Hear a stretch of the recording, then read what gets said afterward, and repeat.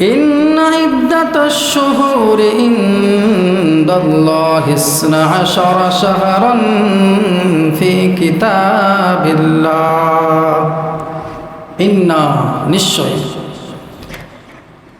নিশ্চয় আল্লাহ পাক রব্বুল আলামিনের কাছে তেনার কিতাবের মধ্যে গণনা হিসাবে 12টি মাস নির্দিষ্ট আছে।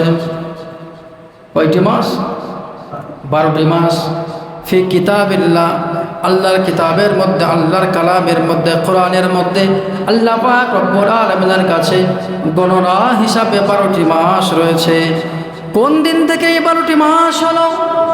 ইয়াউমা খালাকাস সামাওয়াতি ওয়াল আরদ, আল্লাহ পাক রব্বুল আলামিন যেদিন আসমানকে সৃষ্টি করেছেন, যেদিন জমিনকে সৃষ্টি করেছেন, ওই আসমান জমিন যেদিন আল্লাহ পাক রব্বুল আলামিন সৃষ্টি করেছেন, সেই দিন আল্লাহ পাক রব্বুল আলামিন আরবি মাসের চন্দ্র মাসের 12টি মাস হতে নির্দিষ্ট করেছে।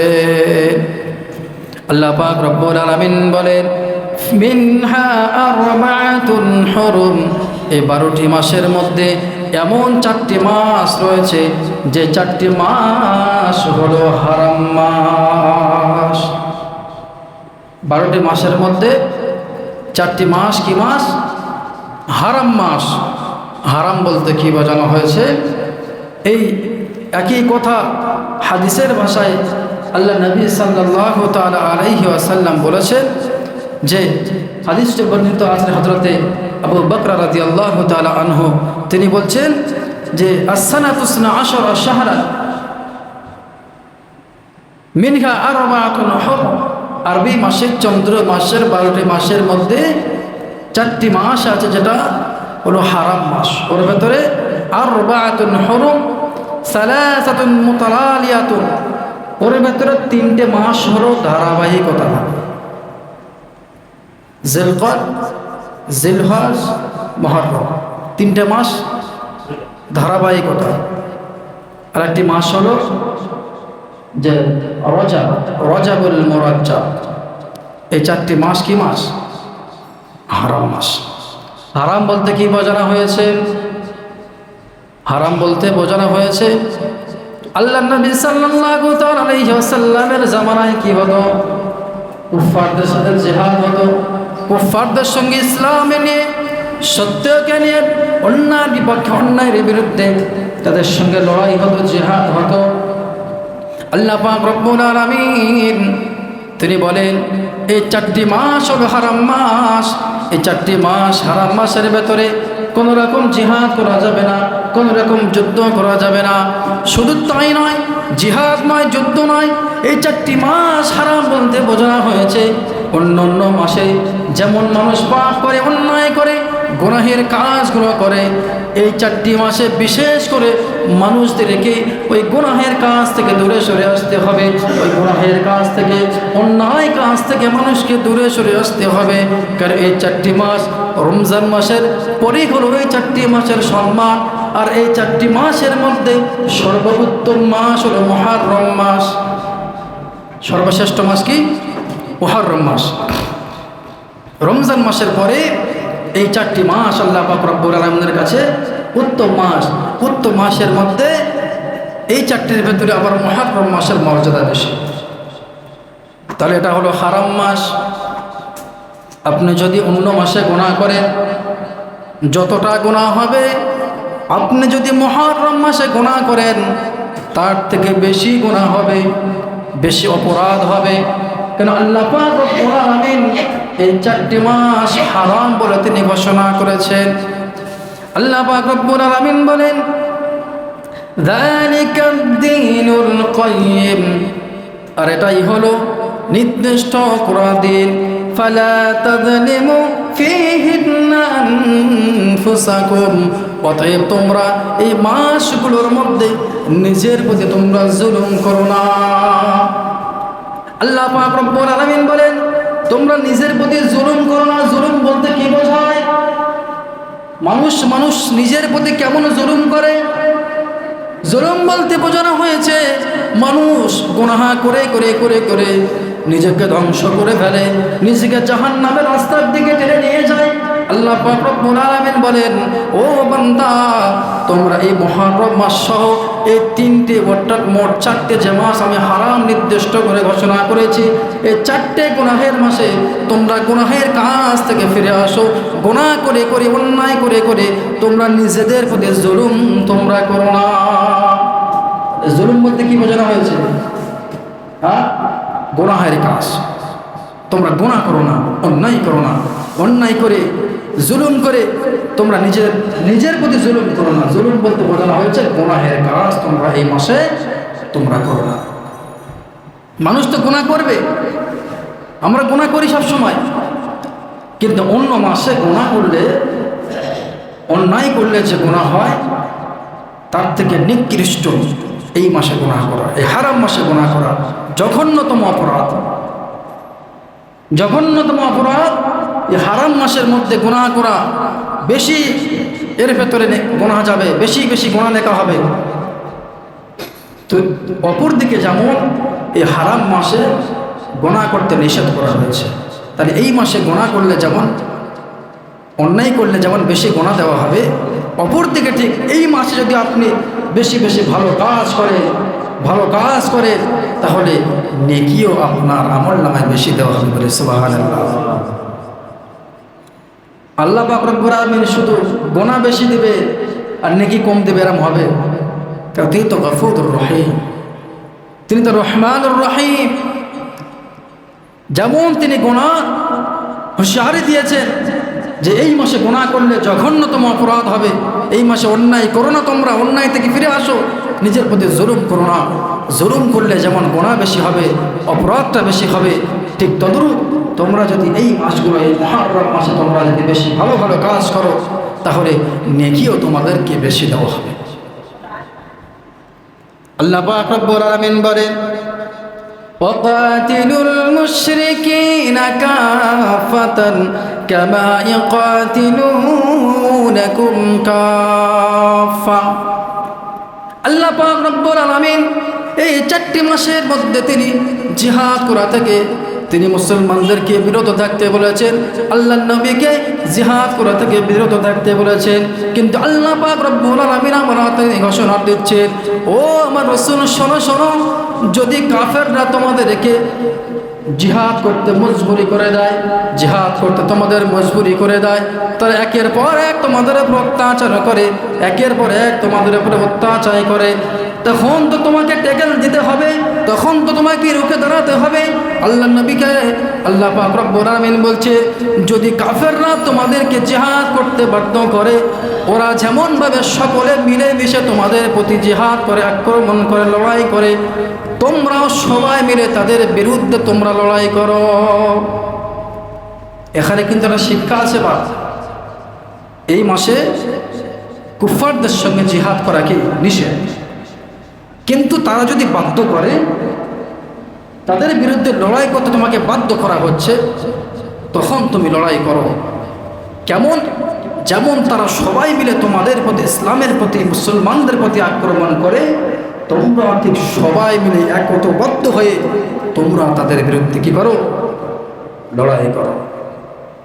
তো এখানে একটা পয়েন্টের বিষয় কি দেখবে, ইসলামের ব্যাপারে, ইসলামের সাথে শত্রুতার ব্যাপারে ইহুদিরা সবাই এক, ইহুদি নাসারা কি ওরা সবাই এক, দলবদ্ধ, সবাই ওরা এক হয়ে ওরা ইসলামের বিরুদ্ধে লড়াই করে। দেখবেন ইতিহাস সাক্ষী, এখনো পর্যন্ত ইসলামের বিরুদ্ধে লড়াই করে কারা? ইহুদি নাসারা। এরা এক দলবদ্ধ, এরা সবাই এক। এক দেশ অন্যায় করবে, ওর জাত ভাই বলবে না ঠিক আছে আমিও সাপোর্টে আছি, হচ্ছে কি হচ্ছে না, ইশারাটা বুঝে নেবেন কি বলতে চাচ্ছি আমি। তো ঠিক আল্লাহ পাক রব্বুল আলামিন বললেন যে তারা যদি যুদ্ধ করতে বাধ্য করে তোমাকে, দলবদ্ধ হয়ে তোমরা সবাই একসাথে তাদের বিরুদ্ধে লড়াই করো। আমরা এক হয়েছি? এখন তো সময় বাবা, কে সুন্নি কে শিয়া, কে আহলে সুন্নাত ওয়াল জামাত, কে দেওবন্দি করে, কে আহলে হাদিস করে, কে বেরলভী করে, কে আজান গেছি করে, কে ফুরফুরা করে, কে তাবলীগ করে, এই নিয়েই আমরা এখনো মারামারি শেষ নেই। তাই কি না? আমরা এখনো এই নিয়ে মাসলা মাসাইল নিয়ে ফিরকা নিয়ে আমরা পড়ে আছি, আর ওদিকে ইসলামের দুশ্মনরা তারা একের পর একের আক্রমণ করে যাচ্ছে, আমাদের শেষ করার চক্রান্ত করছে, আর আমরা একের পর এক চুরি করে ন্যাজ গুটিয়ে আমাদের দেশগুলো সব বসে আছে বাবু হয়ে। তো আল্লাহ পাক রব্বুল আলামিন বললেন, একতবদ্ধ হয়ে তোমরা অন্যায়ের বিরুদ্ধে প্রতিরোধ করো। আল্লাহ পাক রব্বুল আলামিন আমাদের সকলকে বোঝার তৌফিক দান করে বলে আমিন। আল্লাহ পাক রব্বুল আলামিন শেষ বলছেন, ওয়ালামু আন্নাল্লাহা মাআল মুত্তাকিন, আর তোমরা জেনে রেখে দাও নিশ্চয়ই আল্লাহ পাক রব্বুল আলামিন মুত্তাকিনদের সাথেই আছে।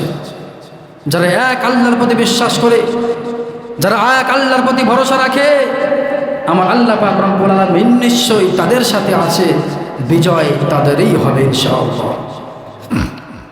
তো এখানে কি বোঝানো হয়েছে? মুহররম মাস হলো হারাম মাস, এই মাসে অন্যায় করা যাবে না, এই মাসে গুনাহের কাজ থেকে আমাদেরকে বিরত থাকতে হবে।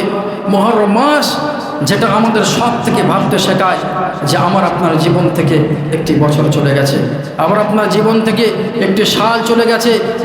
চন্দ্র মাসের, ইসলামী মাসের প্রথম মাস চালু হয়ে গেছে, 1446 হিজরি পার হয়ে গেছে, 1447 হিজরি চালু হয়ে গেছে।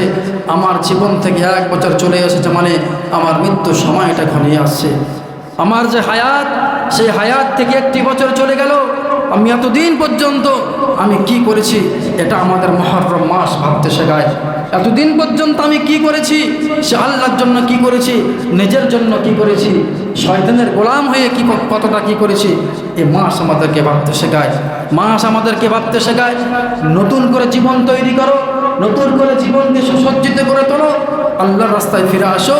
একটা বছর তোমার কমে গেছে, মৃত্যুর সময়টা ঘনিয়ে আসছে, এসো আল্লাহর রাস্তায় ফিরে আসো। তেনার হাবিব বলছে, আন হাফসা রাদিয়াল্লাহু তাআলা আনহা قالت أربع لم تكن يدعوهن النبي صلى الله تعالى عليه وسلم, যে বিশ্বনবী সাল্লাল্লাহু তাআলা আলাইহি ওয়াসাল্লাম তিনি এই চারটে জিনিস তিনি কোনোদিন পরিত্যাগ করতেন না।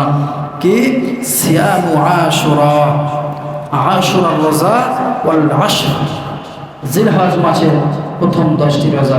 10টি রোজা বলতে গেলে 9টি রোজা বোঝানো হয়েছে, কেন ঈদের দিনে তো রোজা রাখা হারাম। এখানে উচ্চারণ আশর মানে 10, কিন্তু বোঝানো হয়েছে উদ্দেশ্য হলো প্রথম 9টি রোজা। ওয়া সালাসাতুন আইয়ামিন মিন কুল্লি শাহরিন, এবং প্রতি চন্দ্র মাসের 13, 14, 15 তারিখের রোজা আল্লাহ নবী সাল্লাল্লাহু তাআলা আলাইহি ওয়াসাল্লাম তিনি কোনোদিন ছাড়তেন না। রাকাতান ক্বাবলা আল ফজর, এবং ফজর নামাজের পূর্বে 2 রাকাত যে সুন্নাত, এই 2 রাকাত সুন্নাত আল্লাহ নবী সাল্লাল্লাহু আলাইহি ওয়াসাল্লাম তিনি জীবনে কোনোদিন পরিত্যাগ করতেন না। আল্লাহ নবী সাল্লাল্লাহু আলাইহি ওয়াসাল্লাম এই রোজাগুলো তিনি কোনোদিন বাতিল করেননি। মুহররম মাসের যে রোজা 10 তারিখের রোজা, এই রোজার ফজিলাত গুরুত্ব অনেক, এই রোজার ফজিলাত গুরুত্ব অনেক। আল্লাহ নবী সাল্লাল্লাহু তাআলা আলাইহি ওয়াসাল্লাম যখন মক্কা থেকে হিজরত করে মদিনায় গেলেন, মদিনায় গিয়ে আল্লাহ নবী দেখছেন যে ইহুদিরা এই মুহররম মাসের 10 তারিখে তারা রোজা রাখছে। আল্লাহ নবী তাদেরকে জিজ্ঞাসা করলো, কি ব্যাপার তোমরা এই দিনে রোজা রাখছো কেন? তখন ইহুদিরা বলল যে এই দিনে আল্লাহ পাক রব্বুল আলামিন হযরতে মূসা আলাইহিস সালাম সহ তেনার যে দলের মানুষরা ছিল তাদেরকে জালেম ফেরাউনের হাত থেকে আল্লাহ এই দিনে নাজাত দিয়েছিল, এবং ফেরাউনের সৈন্যদেরকে আল্লাহ এই দিন ধ্বংস করেছিল। সেজন্য শুকরিয়া আদায়ের জন্য আমরা 10 তারিখে রোজা রাখি।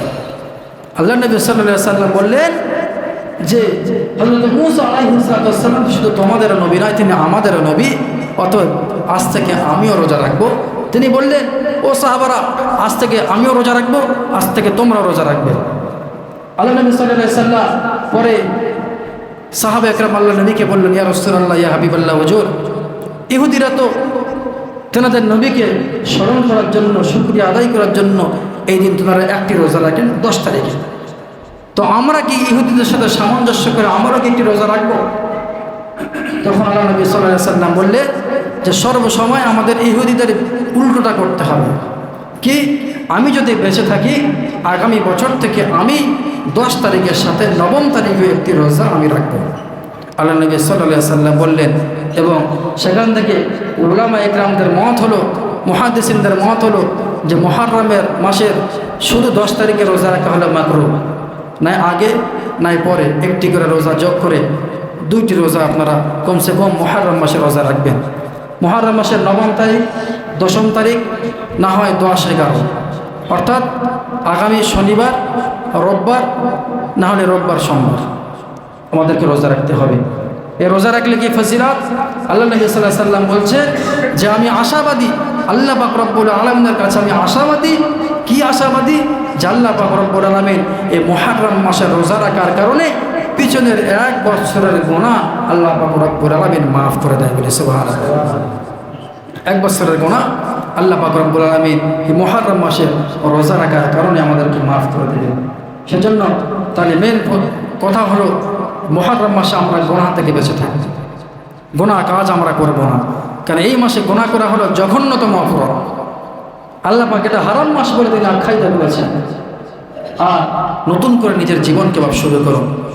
একটা বছর চলে গেছে, মৃত্যুটা ঘনিয়ে আসছে, আর কতদিন এরাম করে চলবে? কতদিন নিজের মতো জীবনটা কাটাবে? একটু আল্লাহর হুকুম মতো জীবনটা চালানোর চেষ্টা করুন না। সময় খুব ঘনিয়ে আসছে, সময় খুব ঘনিয়ে আসছে। তো কখন কোন মুহূর্তে শেষ হয়ে যাব, মৃত্যুর ঘন্টার বাজে আসবে বাপ ঠিক নেই। বছর চলে যাচ্ছে, বছরের পর বছর নিজের ইচ্ছা মতন খেলাধুলো করে, গল্প গুজব করে, ফোন চালিয়ে ইচ্ছা মতন কেটে যাচ্ছে। একটু ভাবার চেষ্টা করুন, একটু চিন্তা করুন, একটু ভাবুন এবং আল্লাহ পাক রব্বুল আলামিনের রাস্তায় ফিরে আসার চেষ্টা করুন। এই মুহররম মাসে আল্লাহ পাক আমাদেরকে বেশি বেশি ভালো কাজ, নফল ইবাদত, বান্দেগী আমাদেরকে করার তৌফিক দান করুন। সকলে বলি আমিন। মুহররম মাসে করণীয় বর্জনীয়, মুহররম মাসে আমরা বেশি বেশি ভালো কাজ করব, নফল ইবাদত বান্দেগী বেশি বেশি করব। 9 তারিখ, 10 তারিখ, না হয় 10-11 আমরা রোজা রাখব। আর বর্জনীয় কাজ কি? ওই তাজিয়া বার করা, ঢোল বাজানো, পরে শরবত খাওয়া, খিচুড়ি খেলানো, এগুলো নাকি সওয়াবের কাজ। একবার সকলে বলুন নাউজুবিল্লাহ। সওয়াবের কাজ। হাই হুসেন হয়ে মাতম করা, নিজের শরীরকে রক্তাক্ত করা, এগুলো নাকি সওয়াবের কাজ। চিন্তা করতে পারেন? আল্লাহ পাক রব্বুল আলামিন আমাদের সকলকে এই সমস্ত বিষয় থেকে আমাদেরকে ফিরে আসার তৌফিক দান করুক। সকলে বলি আমিন।